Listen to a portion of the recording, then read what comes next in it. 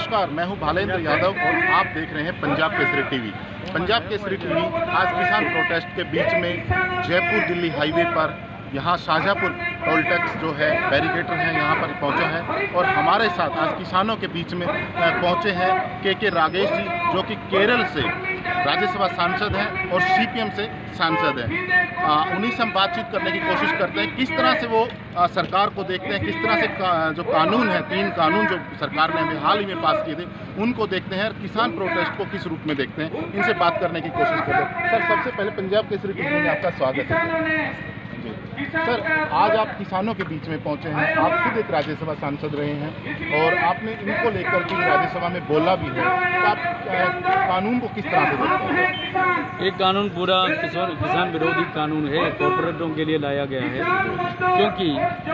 क्योंकि हमारा prime minister 5 तारीख को जब 3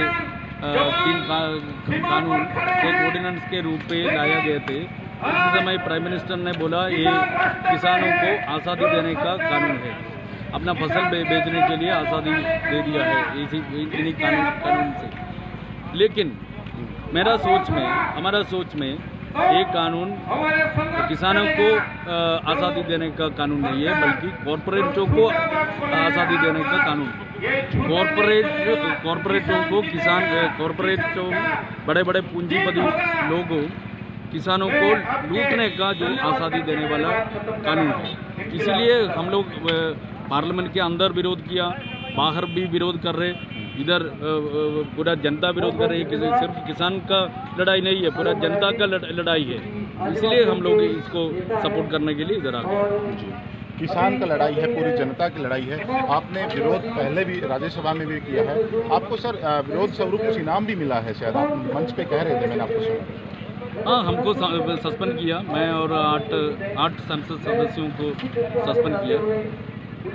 मतलब ये कानून हमारा संविधान का जो व्यवस्था के अनुसार नहीं लाया था, और पार्लियामेंट का राज्यसभा का जो प्रोसीजर है वो प्रोसीजर के खिलाफ लाया गया था, क्योंकि कम से कम एक संसद सदस्य एक बिल के ऊपर वोटिंग मांगा थे। चेयर का जो रिस्पॉन्सिबिलिटी है, जिम्मेदारी है, उसमें वोटिंग किया जाए, लेकिन वोटिंग हुआ नहीं। हम लोग 13 बार वोटिंग के लिए मांगा था, लेकिन बिना वोटिंग सिर्फ ध्वनि मत से एक काला कानून पास किया था। मतलब ये रिस्पॉन्सिबिलिटी है, एक सरकार का जिम्मेदार है। सिर्फ एक संसद सदस्य वोटिंग के लिए मांग किया है तो वोटिंग होना ही चाहिए, लेकिन वोटिंग हुआ नहीं। हम लोग विरोध किए, इसलिए हमको सस्पेंड किया। तो इसीलिए प्रोसीजर के अनुसार नहीं है। आप वीडियो फुटेज देखिए, मैं और हमारा तिरुचि शिवा, हम लोग दोनों वोटिंग के लिए वोटिंग मांगने का जो वीडियो फुटेज भी है, फिर भी हमको सस्पेंड किया, हमको निलंबित किया। संविधान तोड़ा, जनवाद को तोड़ा, फिर पार्लियामेंट्री प्रोसीजर को तोड़ा, ये सभी तोड़ के, जनवाद को तोड़ के ये काले कानून लाया गया है। अभी मोदी जी देख रहे किसानों का गुस्सा।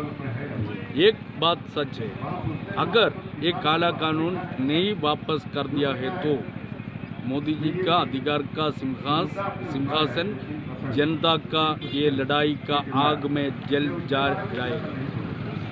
क्योंकि ये हमारा इतिहास में, स्वतंत्रता के बाद हमारा देश का इतिहास में सबसे बड़ा आंदोलन है। ये आंदोलन का आग प्रधानमंत्री जी, केंद्र सरकार देखना पड़ेगा, नहीं तो विनाश काले विपरीत बुद्धि। सर, आपने कहा, लेकिन प्रधानमंत्री जी तो कहते हैं कि किसानों के अच्छे दिन आएंगे, कानून जो बना है किसान हित में है, तो आप अच्छे दिन क्या नहीं मानते हैं इसको? मोदी जी पहले भी बोल रहे थे अच्छे दिन के बाद बोल रहे थे, लेकिन आत्महत्या बढ़ रहे थे, डबल हो गया। अच्छा दिन आ गया, किसानों को नहीं, लेकिन कॉरपोरेटों का अच्छा दिन आ गया। मोदी जी बोल रहे पहले किसान का फसल का दाम 2 गुना होगी, लेकिन फसल का दाम 2 गुना नहीं हुआ, बल्कि आत्महत्या 2 गुना हुई थी। और अभी बोल रहे ये किसानों को आज़ादी देने वाला कानून है, बल्कि लोग समझ लिया ये किसानों को आज़ादी देने के लिए नहीं है, कॉरपोरेटों का आज़ादी है। एक साइड पे हमारा किसानों को लूटेंगे, दूसरा साइड पे उपभोक्ताओं को भी लूटेंगे, क्योंकि ये सारे फसल खरीद के अपना बड़े बड़े गोदाम में उधर स्टोर करके ज़्यादा पैसा में वो भेजेंगे, हमारा अदानी भेजेंगे, अंबानी भेजेंगे। एक साइड पे इसीलिए एक साइड पे किसानों को लूटेंगे, दूसरा साइड पे उपभोक्ताओं को भी लूटेंगे। सिर्फ कॉरपोरेटों को, उपभोक्ता को और किसानों को लुटाने के लिए ये कानून लाया। राजेश स्वामी, आपके द्वारा कानूनों का विरोध करने पर आपको इनाम स्वरूप सस्पेंड किया, लेकिन अभी कानून भी तो सस्पेंड करने की बात कर रहे हैं मोदी साहब, इसे किस रूप में देख रहे हैं सर? भाई मैं अभी भाषण करते हुए मैं बोल रहे थे, हमको निलंबित किया, सस्पेंड किया। अभी मोदी सरकार अपना जो कानून भी सस्पेंड करने वाला है, ये अच्छी बात है, सस्पेंड कर लीजिए, लेकिन हमारा मांग ये काले कानून रद्द करने का मांग है। रद्द करना ही पड़ेगा, रद्द करना ही होगा। और दूसरा बात है, किसानों को एमएसपी भी इंश्योर करना पड़ेगा। किसानों को आप सिर्फ 23 आइटम का जो फसल का एमएसपी घोषित कर रहे हैं, लेकिन सिर्फ घोषित करने में किसानों को एमएसपी नहीं मिलेगा, क्योंकि एफसीआई ये सारे फसल नहीं खरीदेगा। सारे फसल खरीदेगा तो एमएसपी मिल जाएगा, लेकिन एफसीआई सिर्फ 15% फसल खरीदता है, बाकी फसलों का एमएसपी भी नहीं मिलता है। इसीलिए एमएसपी सुनिश्चित करने की एक व्यवस्था होनी चाहिए। मतलब पूंजीपतियों, कॉरपोरेटों, किसानों से फसल खरीदते हुए कम से कम एमएसपी दे दो, एमएसपी देने का व्यवस्था करो कम से कम।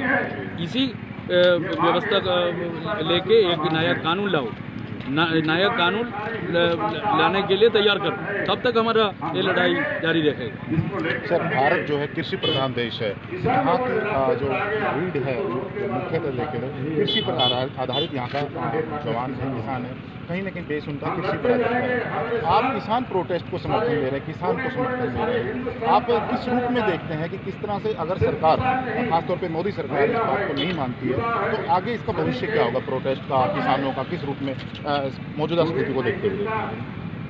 नहीं, बात तो ऐसा है, हम लोग सिर्फ एक ही डिमांड करते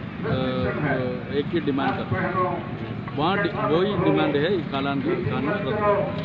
अगर सरकार ये कानून रद्द करने का तैयार नहीं है तो सरकार को जनता रद्द करेगी, अधिकार से रद्द करेगी।